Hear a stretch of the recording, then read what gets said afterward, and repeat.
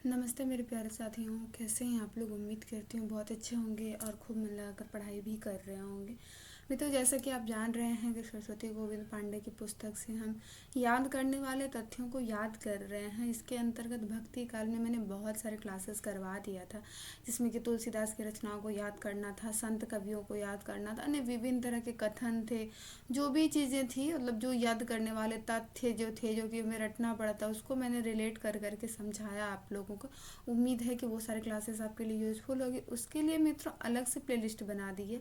अगर आपने अब तक नहीं देखा है तो आदि काल से लेकर भक्ति काल में जितने भी मेरे क्लासेस हुए हैं वो एक प्लेलिस्ट में है, आप ज़रूर उसे देखें।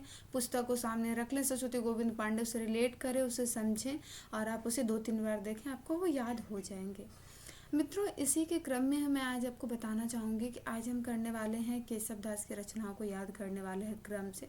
मैं यहाँ पे बहुत ही आसान सा तरीका बताऊँगी और आप 2-3 बार इस क्लासेस को देखिएगा, ध्यान से समझने का कोशिश कीजिएगा, इमेजिन कीजिएगा चीज़ों को, तो आपको 100% चीज़ें याद हो जाएगी। तो सबसे पहले इनके देखिए यहाँ पर रचना दी गई है, क्रम से ही है।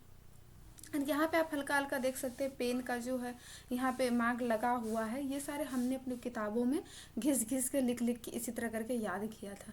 ठीक वही चीज़ मैं आप लोगों के साथ अप्लाई कर रही हूँ। सबसे पहले रचना है हमारे रसिक प्रिया, रामचंद्रिका, कवि प्रिया, रतन वावनी, वीर सिंह देवचरित, विज्ञान गीता, जहांगीर जस चंद्रिका, नक्सिक और छंदमाला। मित्रों, इसको याद कैसे करना है, हम उठा लेते हैं यहाँ पे केशव दास को। केशव दास में केशव को उठाए। केशव दास या केशव पहले कैसे थे, रसिक। रसिक का मतलब क्या होता है, थोड़े से मजाकियल टाइप से इंसान होते हैं ना, जो बहुत ज़्यादा बात बात में चुटकुला कह देते हैं, मजाक कर लेते हैं। रसिक टाइप से आदमी बैठ के उसके साथ गप्पे मारना ना, रस आता है उसमें, इस टाइप से होता है। तो मैंने यहाँ पे क्या बताया कि पहले केशव दास जी जो थे वो रसिक कवि थे। रसिक कवि थे मतलब इंटरेस्टिंग सब चीज़ें करते, रसिक थे। फिर उन्होंने क्या हुआ कि रामचंद्रिका लिखा। तो आपको पता है कि रामचंद्रिका जो है वो किस पे है, राम जी पे है। यानी कि रामचरितमानस का जो है बोल सकते हैं कि प्रतिस्पर्धा में रामचंद्रिका को लिखा गया था। तो बेसिकली हम यहाँ बात कर सकते हैं कि राम जी पे लिखा गया। और जब कोई कुछ राम पे लिखता है तो फिर वो राम नाम पे जो लिख देता है ना, वो सामान्य सी बात है, वो सामान्य मानव नहीं रहता है।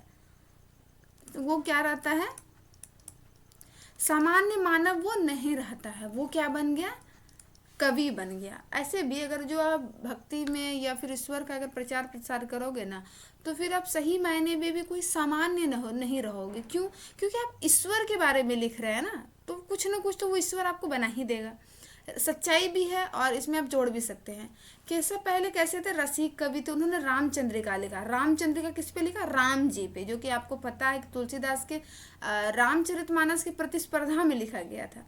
तो ये कवि बन गए। जैसे ही ये रामचंद्रिका लिखे ना, तो ये बहुत अच्छे कवि बन गए। पहले तो रसिक प्रिया थे, यानी रसिक कवि थे, रसिक थे पहले। फिर रामचंद्रिका लिखे, फिर वो कवि बन गए। कवि ऐसे नहीं बने, वो सबके प्रिय कवि बन गए। कैसे बने कवि, सबके प्रिय कवि बन गए, ठीक है। फिर उसे क्या हुआ, रतन मिला। रतन, जब कोई कवि मिलता है उसे अवार्ड वगैरह मिलता है ना, उसी तरह से रतन बावनी, उसे क्या हुआ, कवि बने तो उसे रतन मिला, यानी कि अवार्ड मिला उनको, अवार्ड के रूप में रतन मिला, ठीक है। कवि प्रिया, रतन बावनी। फिर वो क्या हुए, वीर हो गए। क्या हुए वे, वीर हो गए, है ना, वीर हो गए। क्या हो गए, वीर सिंह। केशव दास क्या हो गए, वीर हो गए। वीर होने के बाद तो वो से वीर हो गए, और वो से फिर उन्होंने विज्ञान गीता लिखा, क्योंकि इसके अंदर अब शक्ति आ गई ना, इसके अंदर अब शक्ति आ गई चीज़ों को करने की। जैसे ही रतन मिला, फिर ये वीर हो गए। वीर मतलब आप यहाँ पे ये जोड़ लीजिए ना, फेमस हो जाना। अभी की भाषा में अगर हम बोले ना, तो इंसान फेमस हो गया। तो केशव दास जी फेमस हो गए। फेमस हो गए यानी कि वे वीर हो गए, उसे सब कोई जानने लगा। तो रतन मिलने के बाद वो वीर हो गए। मान लीजिए किसी को अवार्ड मिलता है, तो कितना बारी न्यूज़ में दिखाता है, तो वो इंसान ऐसे ही वीर हो जाता है, फेमस हो जाता है। तो इस चीज़ों को, अभी की चीज़ों से आप इसको रिलेट कर सकते हैं। वो क्या हो गए, वीर हो गए। वीर हो गए तो उन्होंने क्या लिखा, विज्ञान गीता लिखा। क्या लिखा, विज्ञान गीता। क्यों? क्योंकि इसे लिखने की शक्ति आ गई। आई होप आप समझ पा रहे हैं इस चीज़ को, इसे लिखने की शक्ति आ गई। तो केशव दास ने विज्ञान गीता लिखा। क्या लिखा, विज्ञान गीता।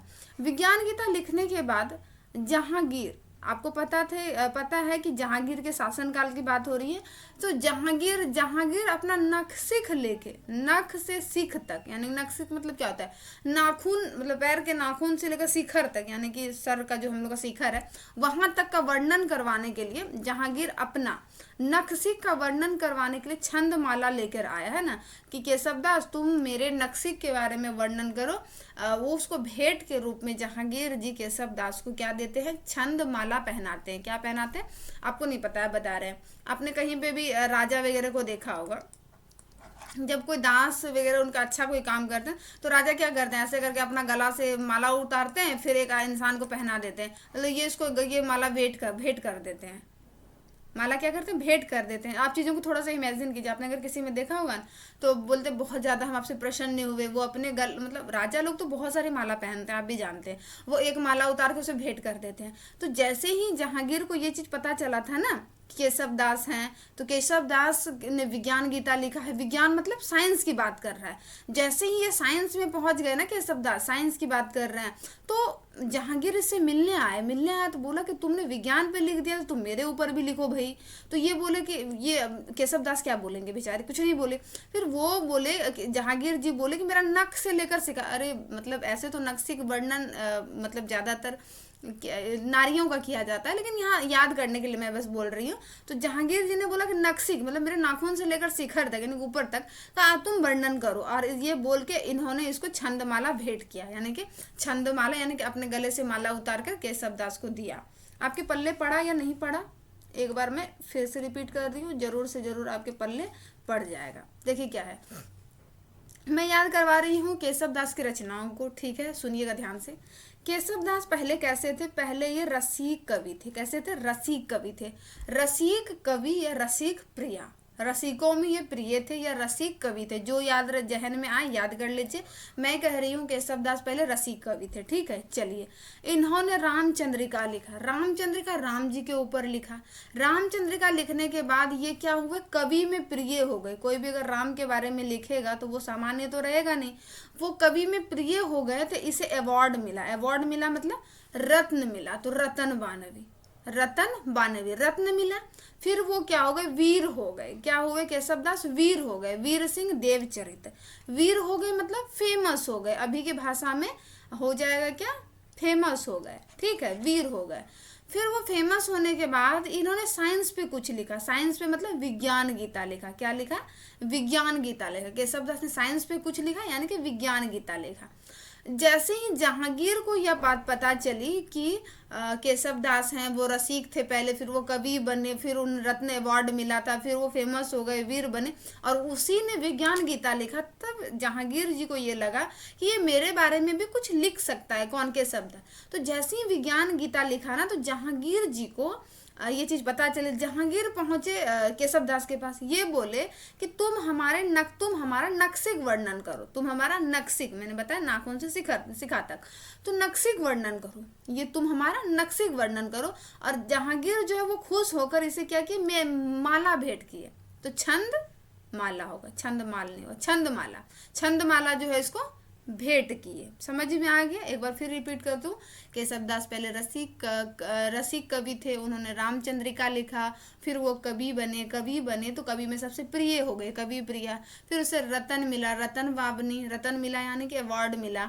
फिर वो फेमस हो गए मतलब वीर हो गए, वीर सिंह देवचरित। फिर उन्होंने विज्ञान गीता लिखा। विज्ञान गीता के बारे में जहांगीर को पता चला। जहांगीर ने सोचा कि इसे हम कुछ अपने बारे में भी लिखवाएंगे। तो ये बोले कि तुम हमारा नख से शिखा तक वर्णन करो, नख से शिखा तक वर्णन करो। तो ये जहांगीर बोल के क्या बोल रहे हैं कि नख से शिखा तक वर्णन करो। उसके बाद जहांगीर इसको क्या करते हैं, माला पहनाते हैं। माला पहनाने का अर्थ यहाँ पे हो गया क्या, छंद माला। तो ये हो गई केशव दास की रचनाएं, जो कि क्रम से भी पूछे जाते हैं, या फिर ये भी पूछे जा सकते हैं कि निम्नलिखित में से कौन सी केशव दास की रचना है, कौन सी नहीं है।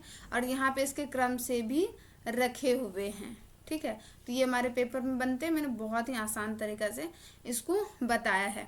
इसके अलावा मैंने बहुत सारी चीज़ें करवाई, जैसे कि ये तो हमारा हो गया अभी का टॉपिक, ये तुलसीदास। तुलसीदास की रचनाओं को भी मैंने बहुत ही आसान से क्रम से बताया हुआ है कि पहले वैराग्य लिया, वैराग्य लेने का फैसला किया, राम जी का प्रश्न आया, प्रश्न को छुआ उन्होंने, तो माँ जानकी आई, माँ जानकी ने से रामचरितमानस का पाठ पढ़ने को कहा, करने को कहा, पार्वती मैया आ जाती, पार्वती मैया कृष्ण जी को साथ लाती, कृष्ण गीतावली, फिर वो एक बात नहीं गाते गाते आती, एक बार नहीं गाया 2 बार गाया, तो गीतावली कृष्ण गीतावली गीतावली। फिर उन्होंने विनय किया, क्या विनय किया, विनय किया, फिर दोहावली, विनय किया, दोहावली, फिर क्या बोला कि आप दोहा में जो है बरवे रामायण का पाठ करो। इस चीज़ के बारे में जो हनुमान को पता चला, तो हनुमान बाहुक और कवितावली, हनुमान बाहुक, ये भी बहुत ही आसान सा तरीके से मैंने इसमें समझाया हुआ है, वो अभी आप जाके देख सकते हो। इसके अलावा जो सूफी काव्य के अंतर्गत जो भी हमारी रचनाएं हैं, ये सारी रचनाओं को मैंने ऑलरेडी करवा दिया है, ठीक है। फिर ये हमारे जो सूफी के प्रस्तोता वगैरह हैं, प्रथम रचनाएं, ये भी मैंने आपको करवा रखा है। लगभग ये संत कवियों का और सूफी शब्द का ये सब कुछ मैंने करवा दिया है, ये भी करवा दिया है।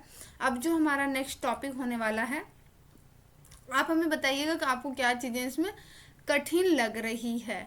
अब हमारा होगा कि अष्टछाप के कवियों को देखेंगे, उसके बाद नंददास के रचनाओं को देखेंगे, याद करेंगे, मीरा की रचनाओं को देखेंगे, फिर हो जाएगा। फिर इसके अलावा तुलसीदास के बारे में विद्वान क्या कुछ कहते हैं उसको देखेंगे। तो हर एक एक करके देखेंगे, आप चैनल के प्लेलिस्ट में भी जाके देख सकते हैं, या फिर आप एक एक करके भी देख सकते हैं। जो चीज़ें हों आप उसे सर्च करके भी देख सकते हैं, जो चीज़ें आपको याद में ना आए उसे भी आप तैयार कर सकते हैं, ठीक है।